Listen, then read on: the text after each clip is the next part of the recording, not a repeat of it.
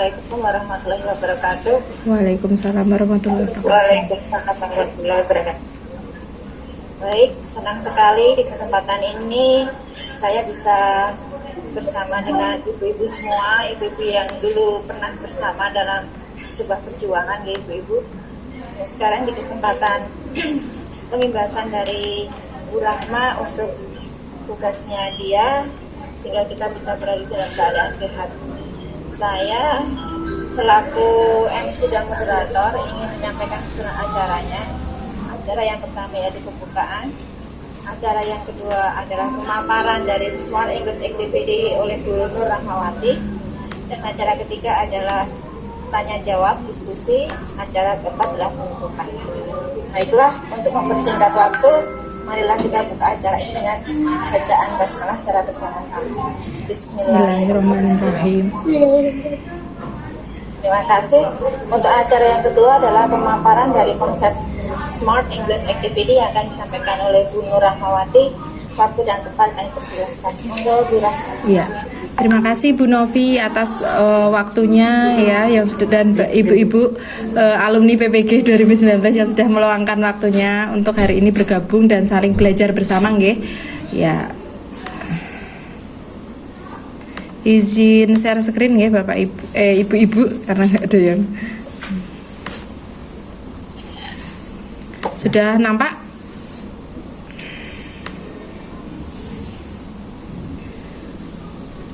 Ya, sudah ya. Oke. Ya. Oke. Jadi hari ini saya ingin berbagi praktik baik saya dengan topik ya, pemanfaatan Smart English Activity dalam pembelajaran bahasa Inggris terdiferensiasi. Jadi sebelum ini saya akan menyampaikan terlebih dahulu latar belakang kenapa saya mengambil media ini ya, atau teknologi ini, platform ini sebagai bahan pengajaran saya, atau maksudnya di dalam kelas, pembelajaran di dalam kelas nih. Yang pertama itu karena kita sebagai guru, kita diharapkan untuk mampu memfasilitasi siswa untuk menguasai keterampilan abad 21, termasuk di dalamnya nanti ada kemampuan berpikir kritis, membuat siswa juga makin kreatif, bisa berkolaborasi dan juga berkomunikasi, bahkan nanti bisa berada dalam tahap pemecahan masalah seperti itu. Nah, selain itu alasan yang kedua yaitu bahwa sekarang ini interaksi siswa dengan smartphone itu sangat tinggi. Jadi memang kita sebagai guru harus terus bersikap inovatif dan berinovasi bagaimana caranya kita memanfaatkan teknologi kita yang ada tadi, dan interaksi siswa yang sangat tinggi dengan smartphone tadi, dan mengintegrasikannya dalam pembelajaran. Selain itu, kita juga sekarang ini sedang mengimplementasikan kurikulum Merdeka. Mungkin di semua sekolah nggih Bu, hampir ya semuanya ya. Ya, itu mengimplementasikan kurikulum Merdeka, walaupun mungkin baru kelas 10, namun kita juga belajar hal yang baru, yaitu tentang penerapan pembelajaran berdiferensiasi. Sebenarnya konsep ini juga bukan baru nih sebenarnya, karena mungkin kita sudah pernah melakukannya bahkan ya. Namun mungkin kita sadari bahwa kita sudah menerapkan pembelajaran berdiferensiasi. Nanti kita akan membahas sedikit lebih banyak tentang pembelajaran berdiferensiasi. Nah, alasan yang ketiga itu kelima, mohon maaf, terkait dengan adanya pembelajaran berpusat pada siswa. Dengan adanya pembelajaran diferensi tadi, tentunya nanti kita akan menciptakan pembelajaran yang berorientasi pada siswa, sehingga fokusnya banyak pada siswa, tidak hanya sekedar guru saja berceramah seperti itu. Nah, ini yang cukup penting juga. Ini adalah sumber pembelajaran listening itu sangat terbatas ya. Mungkin Bapak, Ibu-ibu di sini juga sadar bahwa kita terkadang kesulitan untuk mendapatkan audio listening yang bagus seperti itu. Nah, sebelum kita masuk ke pemanfaatan Smart English Activity tadi, kita mengupas sedikit ya tentang pembelajaran berdiferensiasi, di mana kita harus memfasilitasi siswa agar mampu untuk belajar sesuai dengan kebutuhannya, kemampuannya, apa yang disukai. Jadi tidak hanya sekedar manut gurunya saja seperti itu, namun harus menyesuaikan apa yang dibutuhkan siswa sehingga siswa itu merasa nyaman, merasa tenang seperti itu. Ya, mungkin kita juga memflashback itu ya, sebenarnya dulu kita sudah ada teori ZPD ya dari Vygotsky ya kalau nggak salah ya, itu bahwa siswa itu akan merasa tertantang, akan lebih termotivasi ketika mereka belajar di zona nyamannya dia. Jadi berada pada ini ya, zone of proximal development ini ya, bahwa siswa itu dapat melakukan hal atau mungkin misalnya mengerjakan tugas dengan bantuan guru, dalam arti mungkin dengan adanya LKPD tadi membantu siswa untuk mampu atau bisa ya. Terus setelah itu siswa merasa nyaman di situ, kita challenge lagi, jadi siswa bisa melakukannya sendiri tanpa bantuan guru lagi seperti itu. Jadi pembelajaran berdiferensiasi ini mungkin hanya sekilas saja, bahwa nanti pembelajaran diharapkan bersifat proaktif. Jadi guru itu sudah punya rencana. Jadi walaupun nanti misalnya kita akan melaksanakan tes diagnostik, sebelumnya kita sudah ancang-ancang, wah kira-kira dengan anak yang tipe-tipe seperti ini, kira-kira pembelajarannya mau ngapain ya hari ini, seperti itu. Kita harus ancang-ancang. Kemudian menekankan kualitas daripada kuantitas. Jadi harapannya tidak, seorang anak itu bisa sehari itu bisa menyelesaikan 3 tugas. Itu tidak seperti itu, tapi kualitasnya, bagaimana anak itu bisa berproses dalam mengerjakan suatu tugas, tidak berdasarkan hanya banyak tugasnya yang dapat diselesaikan, seperti itu.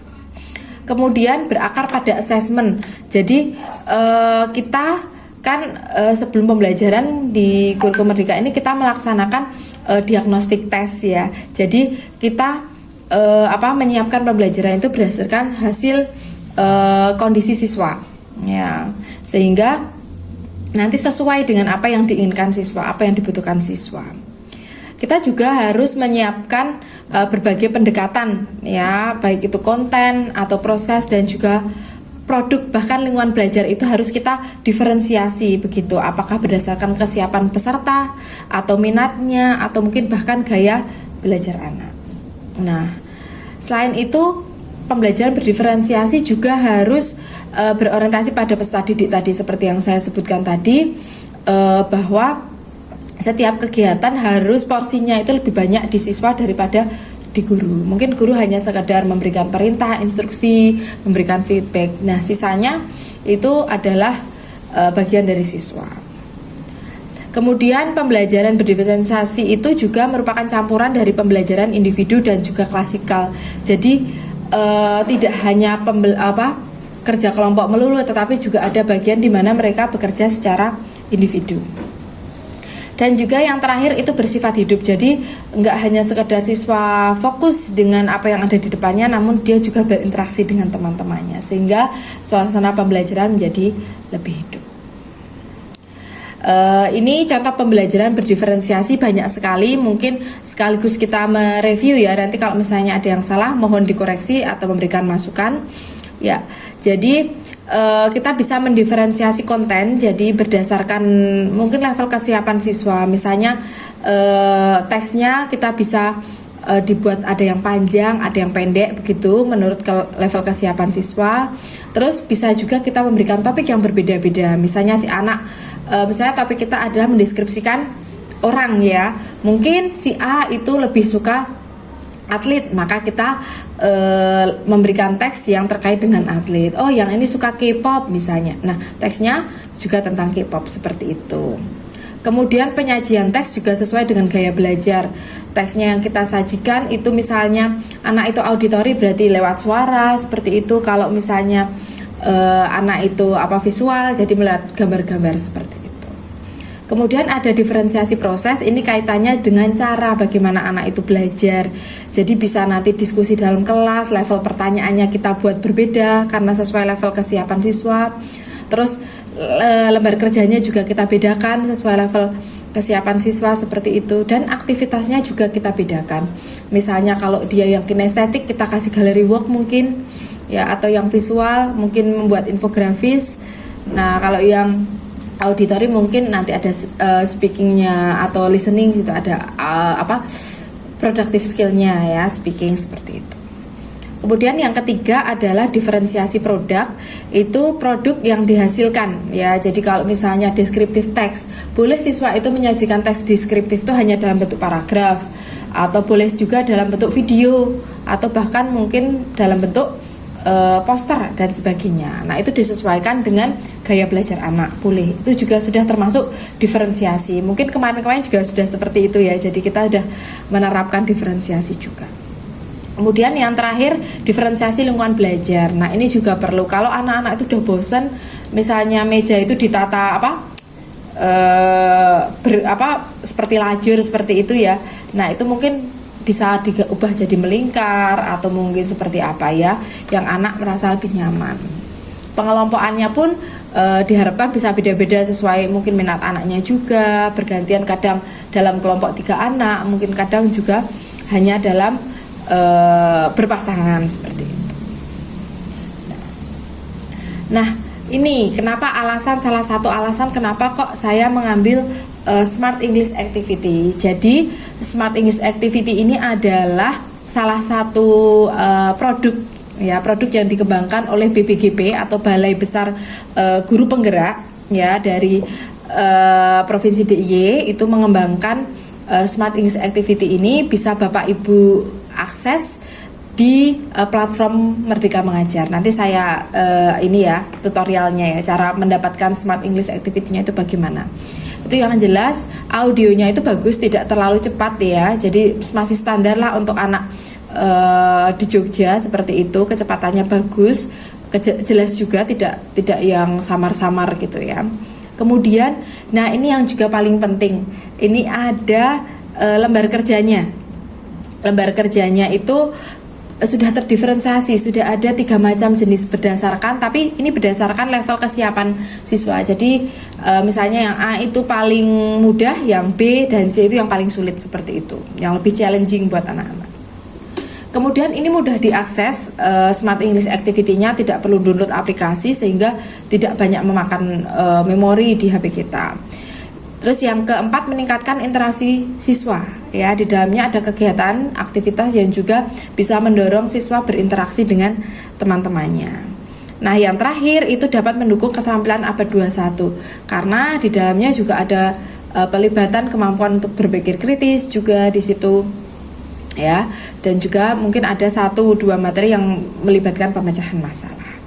Nah, namun kekurangannya untuk mengakses Smart English Activity ini yang berupa video ya, yang ada audio listeningnya, itu memerlukan akses internet karena mereka harus membuka YouTube karena nge-link audionya ke YouTube seperti itu. Dan sementara untuk bahasa Inggris ini hanya tersedia untuk fase E dan F saja, yang SMP belum ada. Begitu. Nah, caranya seperti ini. Jadi nanti Bapak Ibu membuka platform Merdeka Mengajar, mungkin langsung ya, sambil ini ya saya buka ya.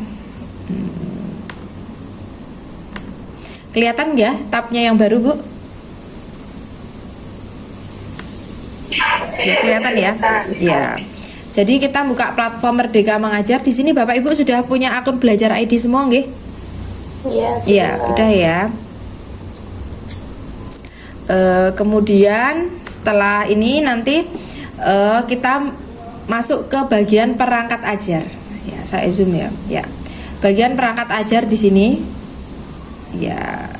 Kemudian ini kita ambil aja salah satu contoh fase E ya. Kita pilih. Kemudian ada mata pelajarannya bahasa Inggris. Ya. Kemudian nah di sini kita tambahkan kata kunci, kan seharusnya hanya seperti ini. Cari materi spesifik ya. Nah, seperti ini. Nah, kita klik. Kemudian kita masukkan kata kuncinya SEA. Kita cari. Nah, banyak sekali. Ya, ada sekitar berapa ini? 6 untuk kelas 10 ya. Nah, ini banyak sekali. Nah, mungkin kita coba lihat satu. Nanti yang akan saya pakai ya, modifikasi. Nah, ini. Saya pakai yang ini. Kita coba lihat.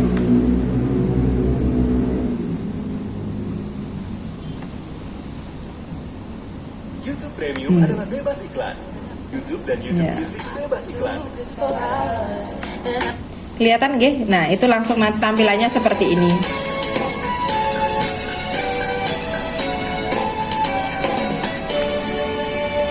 Smart English Activity, SEA. Hello, smart students. Yeah. Have you ever visited a historical building in your country? Do you know some historical place? Ya, itu salah satu contohnya ya. Nanti Bapak Ibu bisa mengakses yang lain ya. Kemudian kalau untuk yang ini ada petunjuk pemanfaatannya juga di situ, kayak istilahnya kalau di kita ada buku gurunya ya, seperti itu, ada buku gurunya, terus ada buku untuk siswanya atau lembar kerja, bahkan ada juga lembar refleksinya. Nah, ini sangat terbantu sekali ya. Bisa langsung diunduh nanti.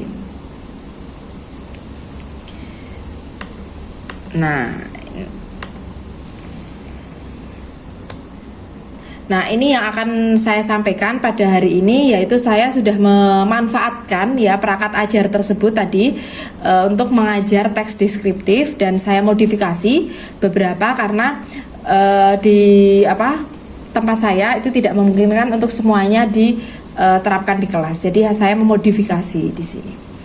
Nah, untuk kegiatan hari ini topiknya adalah pembelajaran teks deskriptif ya.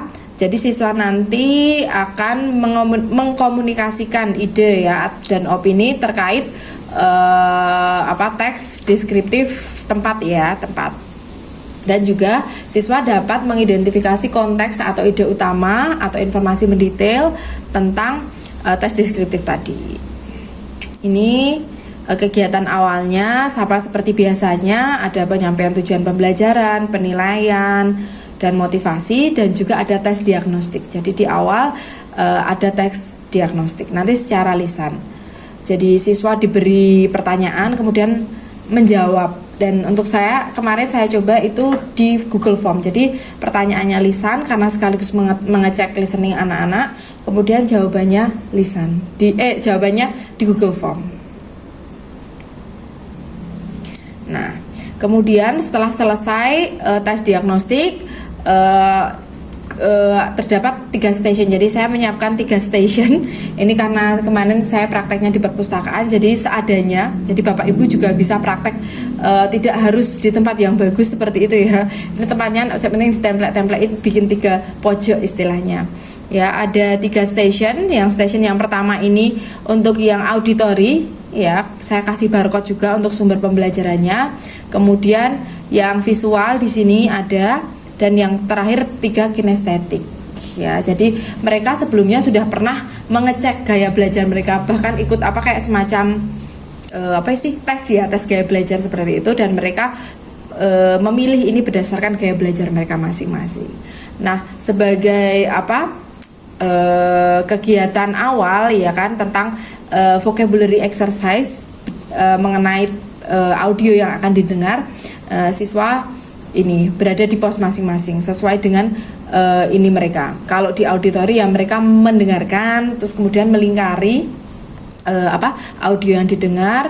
Kalau yang visual itu menjodohkan vocab dengan gambar, juga ada word search juga. Terus nanti dicari tahu seperti itu. Kemudian melalui Wordwall ya, ini kita pakai aplikasi Wordwall yang untuk visual. Kemudian yang kinestetik ini kemana masih kalau vocab tuh, kalau kinestetik ngapain ya selain praktek, kan kaitannya ini dengan tempat-tempat ya. Terus kemarin akhirnya ada word search ya, 1, dan yang kedua itu nanti mencari arti. Jadi kan mereka bergerak harus mencari bagaimana caranya mencari arti dari vocab tertentu. Di masing-masing station itu udah ada lembar kerjanya masing-masing seperti itu. Kemudian ini udah ada lengkapnya ya. Jadi tadi anak-anak duduk di station yang audio, kemudian mereka dikasih lembar kerja mendengarkan. Ini di scan ya, salah satu ada yang nyekan, kemudian didengarkan. Nah, ini audionya juga yang bagian depan tadi dari SEA tadi juga saya manfaatkan. Terus yang visual tadi matching vocabularies sama gambarnya. Terus untuk yang kinestetik word search sama mencari arti. Ini coba kita lihat yang Wordwall.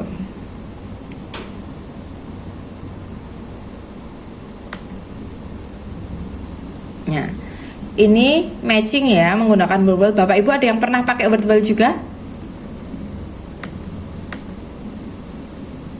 Belum ya. Nah, di sini banyaknya macam-macam. Jadi anak-anak langsung ini tinggal istilahnya menarik ya. Ya, oval misalnya. Kan kita masih belajar vocab. Gladiator itu mana ya? Misalnya seperti itu. Ya, seperti ini. Itu yang pertama. Kegiatannya untuk vocabulary building ya. Terus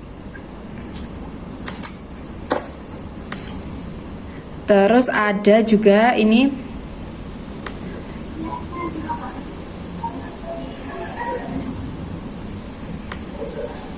ya. Yang kedua itu word search. Jadi di wordwall itu juga banyak kegiatan, ada juga hangman, anagram seperti itu, ada yang model kuis juga ada. Dan Bapak Ibu guru juga bisa pakai ini ya. Nah, ini anak-anak mencari kosakata. Aduh, kira-kira apa ya yang ada kaitannya misalnya nanti dengan teks yang akan didengarkan. Oh, ada amphitheater seperti itu. Yang ini sorry, maaf. Nah, kayak gini tampilannya. Ya, jadi anak-anak mencari kosakata apa yang kira-kira ada. Oh, situated misalnya. Seperti itu, entrance. Seperti itu. Ya. Itu salah satu contoh untuk kegiatan vocabulary exercise-nya.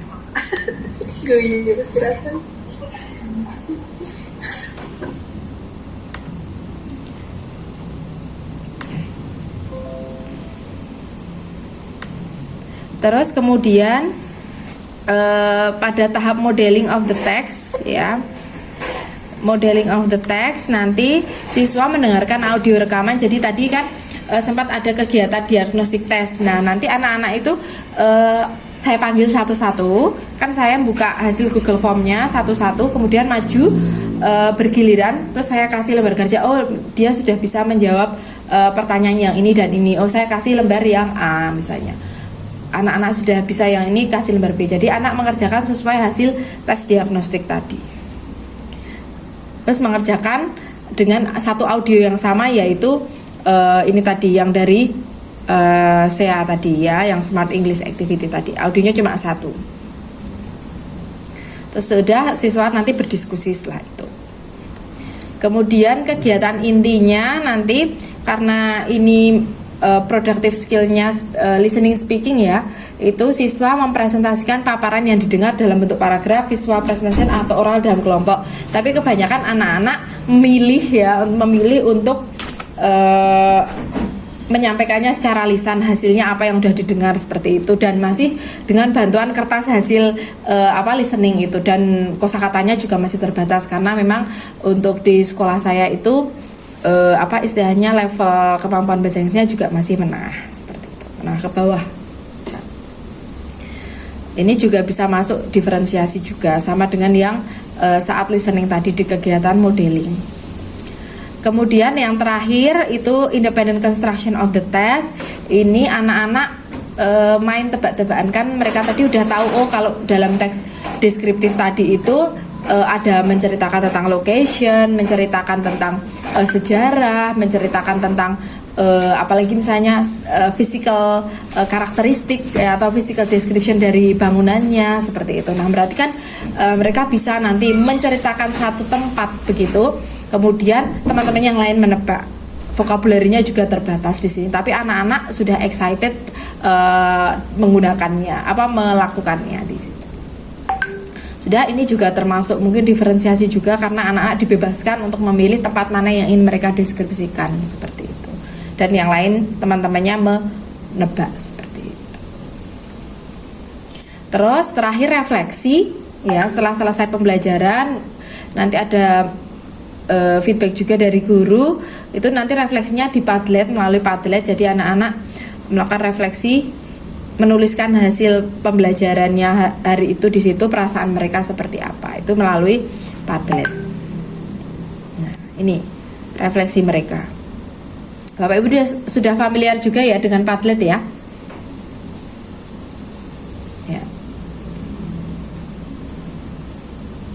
Sudah selesai begitu.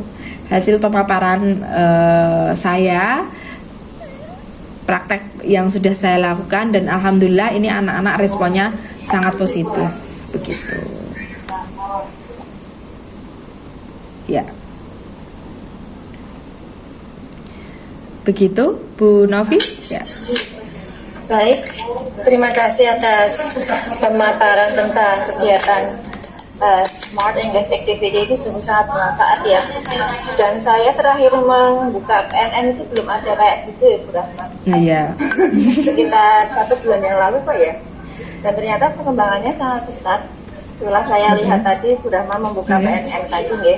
Ya. Baik, apakah dari Bapak Ibu ada yang mau bertanya atau menyampaikan sesuatu? Monggo, silakan.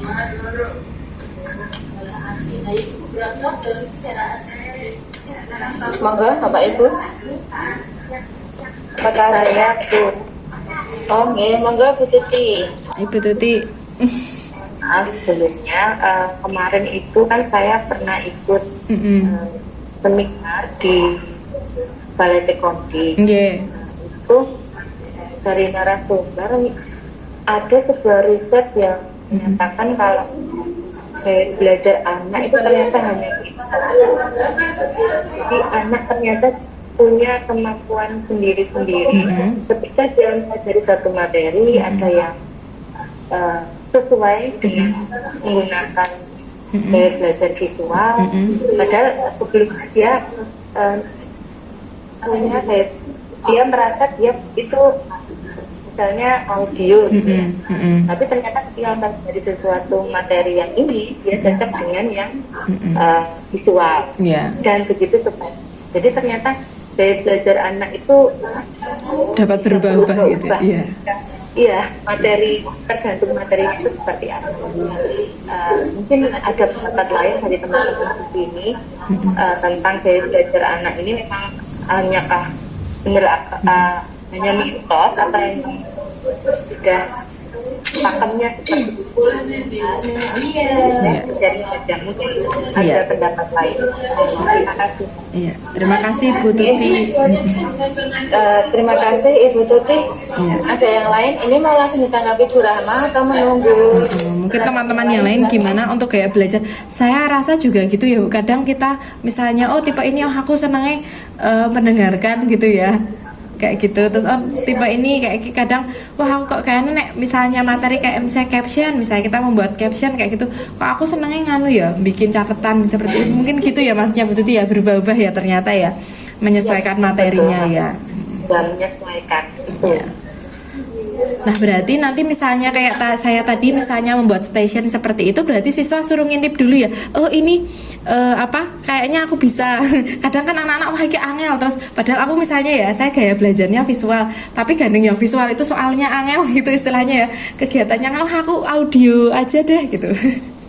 Iya. Ya seperti itu juga ya kadang ya. Anak belum memilih, jangan langsung kamu visual sebelah sini, kamu yang audio sebelah sini gitu ya. Mungkin anak-anak disuruh dulu. Ini cocoknya saya yang ini kayaknya. Oke, ya masukan yang bagus Bu Tuti. Jangan menjudge dulu, anak. Oh visual, kamu visual sebelah sini, kamu audio sebelah sini. Kamu kinestetik tuh, orangnya banyak gerak, kamu kinestetik sini. Itu sebenarnya jangan langsung seperti itu. Lebih baik anak memilih dulu ini yang akan kita tanyakan seperti itu. Jadi kamu lebih nyaman dengan yang mana? Itu kan masuk ke student center ya. Jadi anak-anak belajar dari diri mereka sendiri, pilihannya, minatnya, bakatnya di mana. Jadi seperti itu Bu. Terima kasih. Ya, terima kasih. Ya, makasih Bu Tuti. Terus terkadang ini ya, kadang kita kan saya pernah ya, itu memberikan lembar kerja, itu kan udah saya bagi A, B, C gitu kan ya. Itu kadang kan saya nggak menentukan ya, misalnya anak-anak itu misalnya kalau berdasarkan hasil ya, kadang saya gini, ini ibu punya 3 lembar kerja, silahkan kamu pilih kamu mau ngerjakan yang mana. Jadi kayak diagnostik tesnya itu ya cuma buat saya, terus yang penting anak-anak mau milih yang mana. Oh ini aku angel, nek aku dapat A itu aku angel, aku milih yang B aja yang gampang kayak gitu kan, suka seperti itu kayak dikasih ini. Padahal itu kan lebih challenging karena kita lihat dari kemampuan anaknya kan, iki bisa dia ngerjain yang A tapi dia nggak mau milih yang B aja yang lebih gampang gitu. Itu gimana Bapak Ibu, mungkin ada tanggapan istilahnya apa ya, mengantisipasi hal-hal kayak gitu. Bu Rahma,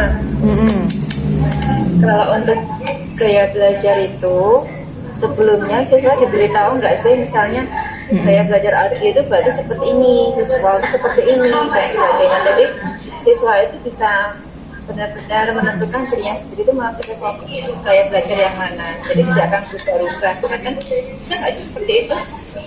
Jadi untuk mengantisipasi siswa lihat soal si A audio itu lebih gampang daripada si B yang apa gitu. Jadi mereka nggak milih-milih, benar-benar menyesuaikan yang gaya belajar mereka sendiri karena sudah diberikan konsep dan mereka masuk ke gaya belajar tersebut. Kalau dulu sih saya pernah ini ya, ngasih kayak itu loh, tes apa gaya belajar itu ya. Kan itu kan misalnya ketahuan kalau dia visual itu karena banyak jawabannya yang visual. Padahal sebenarnya dia juga suka gitu ya yang auditory atau bahkan mungkin kinestetik tadi seperti yang disampaikan Bu Titi pas di listnya itu. Cuma memang yang dominan adalah visual misalnya seperti itu ya kan. Harusnya sih anak-anak udah tahu dari hasil itu sih, dari saya suka mencatat materi di buku misalnya seperti itu kan, nanti jumlah poinnya yang seperti itu ngarahnya ke misalnya visual seperti itu. Harusnya sih anak-anak udah tahu ya dari awal itu. Berarti memang sebelum pembelajaran ditekankan saja kalau tidak boleh berganti-ganti. Ya nggak boleh berganti-ganti. Ya. Harus konsisten. Ya, iya. Oke, makasih Bu Kalau Novi. saya boleh bertanya, Bu Rahma? Boleh, monggo. Untuk materi yang ada di Smart English Activity itu sebagian besar hanya listening ya? Sementara hanya listening saja karena kaitannya dengan audio ya. Ya. Tapi jenis kegiatannya macam-macam yang ada di lembarnya. Maksudnya ketika kita listening tidak hanya sekedar fill in the blank, circle kayak gitu, tapi ada di materi berbeda itu kegiatannya juga berbeda. Gitu. Oke. Untuk text procedure sama announcement kira-kira ada belum ya? Prosedur ada, kalau announcement kayaknya belum. Nah, yang ada tuh analytical, hortatory seperti itu, terus deskriptif, naratif, recount seperti itu, masih yang basic itu. Kalau di SMK Bu Deno seperti itu diajarkan juga nggak? Kayak deskriptif seperti itu di SMK?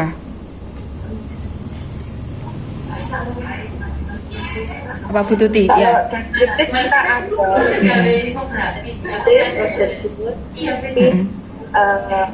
Kalau di sekolah saya karena memang kurikulumnya ditentukan oleh sekolah, jadi ada BNP gitu ya. Menyusun ATP ini yang harus kita ajarkan di kelas 10, kemudian ini yang nanti akan dilanjutkan di kelas 11. Yang kelas 11 ini kita bahasa Inggrisnya khusus yang ISP, jadi sudah masuk ke pembukaan. Misalnya kalau di prosedur teks itu nanti misalnya jadi perhotelan ya, soalnya nanti ada hubungannya dengan materi tentang perhotelan, how to handle guest atau how to yang berhubungan dengan perhotelan seperti itu Bu. Jadi lebih khusus. Oh iya, berarti lebih spesifik ya. Tapi kalau yang kelas 10 sama. Untuk yang kelas 10 sama ya, berarti mesti ada mendeskripsikan orang atau tempat seperti itu juga ada nggih? Kayak yang kelas 10. Iya, ada. Kelas 10 kita masih umum. Jadi masih umum, nanti yang kelas jurusan di kelas 11 dan 12. Ya, terima kasih Bu berbagi ya yang kelas 11 ya. Berarti mendesain sendiri ya, apalagi yang kalau ESP seperti itu nanti audionya juga terbatas lagi ya Bu ya. Betul. Betul, Kita harus ya. kerja keras untuk mencari materi audio, kemudian ada video atau apa pembelajaran itu kita cari lagi. Iya. Kerja keras itu. Ya, semoga ini yang hari ini tadi membantu walaupun sedikit-sedikit ya, menginspirasi paling enggak ya. Ada misalkan kadang kita apa ya aktivitasnya kalau listening itu ya, mungkin sedikit membantu walaupun tidak audionya tidak bisa digunakan ya kalau untuk yang kelas 11 ya, karena udah lebih spesifik ya.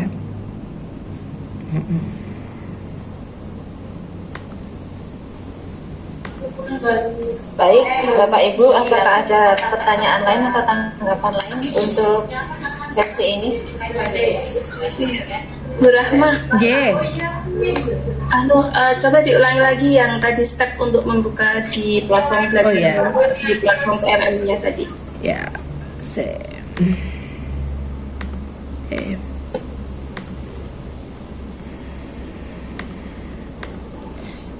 Nah, ini nanti dari depan ya tak kembali. Nah, udah nyampe.